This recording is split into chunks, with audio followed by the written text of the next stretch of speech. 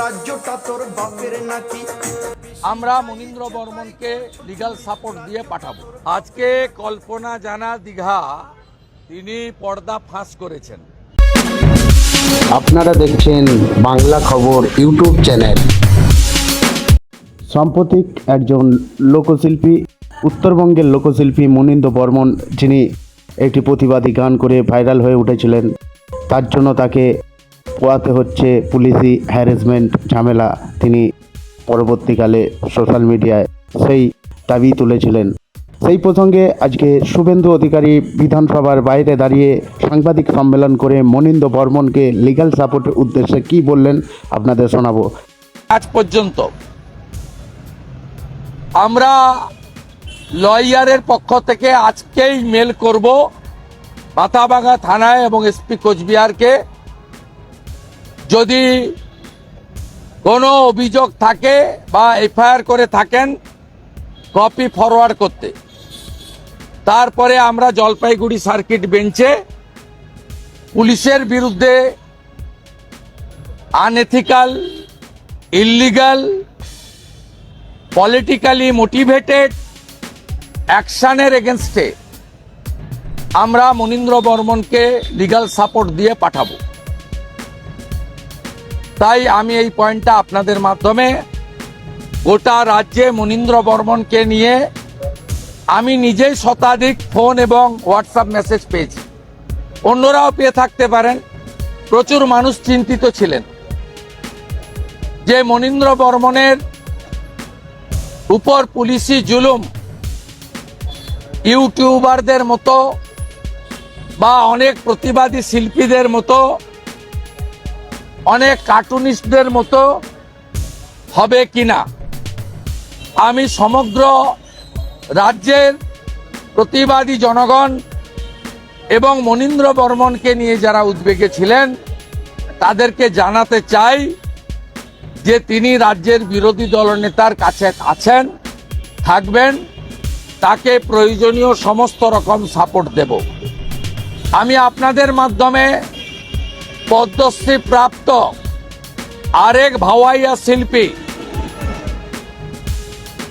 শ্রীমতী গীতা বর্মন, তাকেও ধন্যবাদ জ্ঞাপন করব। তিনিও গত দুদিন আগে একইভাবে আরেকটি সঙ্গীত তিনি বাজারে বের করেছেন মুর্শিদাবাদে হিন্দুদের দুরাবস্থা নিয়ে। ওনাকে কিছু জিজ্ঞেস করবেন?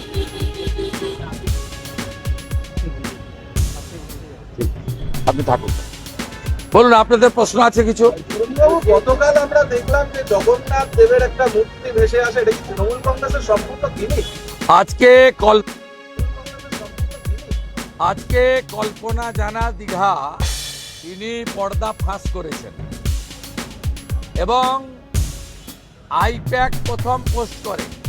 এটাই চিটিংবাজ আইপ্যাক আর প্রতীক জৈন আরেকটা চিটিংবাজ, তাদের কারবার। এবং এদের হিন্দুদের দেবদেবীকে নিয়ে মস্করা করা, এটা অন্য লোককে পারত না করতে। অন্য ধর্ম সম্প্রদায়ের সাহস নেই করার, তারা বুঝিয়ে দিত। আমরা এখানে হিন্দুরা এগুলো মেনে নিই বলে প্রভু শ্রী জগন্নাথ দেবকে নিয়ে এই ধরনের মস্করা, সস্তা প্রচার তারা করলেন। আমি কল্পনা দিদিকে প্রণাম জানাই। তিনি আজকে সাংবাদিক সম্মেলন করে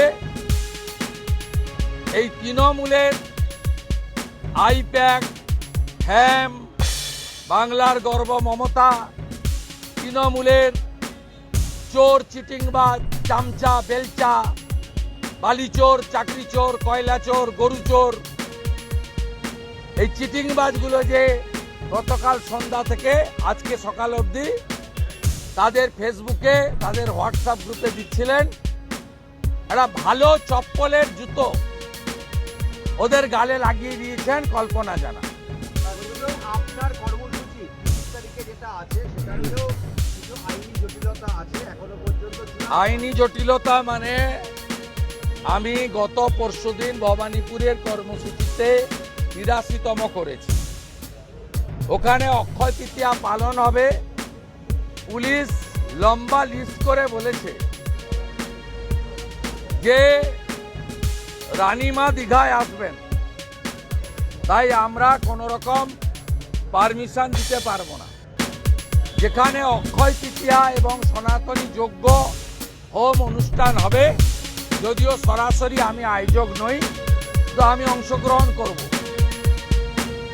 সেখান থেকে ৩২ কিলোমিটার দূরে দীঘা। এই পুলিশকে যেভাবে অত্যন্ত নগ্নভাবে ব্যবহার করছেন রাজ্যের মুখ্যমন্ত্রী, তার আরেকটা দৃষ্টান্ত সনাতনী হিন্দু সমাজ অক্ষয় তৃতীয়া পালন করতে পারবে না, যেহেতু ওই দিন দীঘাতে শ্রী জগন্নাথ ধাম সাংস্কৃতিক কেন্দ্র, ওটা মন্দির নয়, আবারও বলি, উদ্বোধন হয়।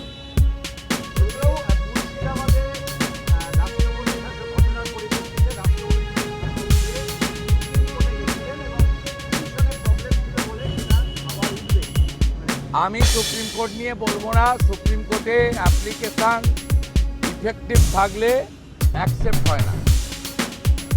আমি নিজে জানি না, আমি যেটুকু মিডিয়াতে দেখেছি যে অ্যাপ্লিকেশন ডিফেক্টিভ ছিল, তাই এন্টারটেন করেনি। ত্রুটি। আপনারা দেখছেন বাংলা খবর ইউটিউব চ্যানেল।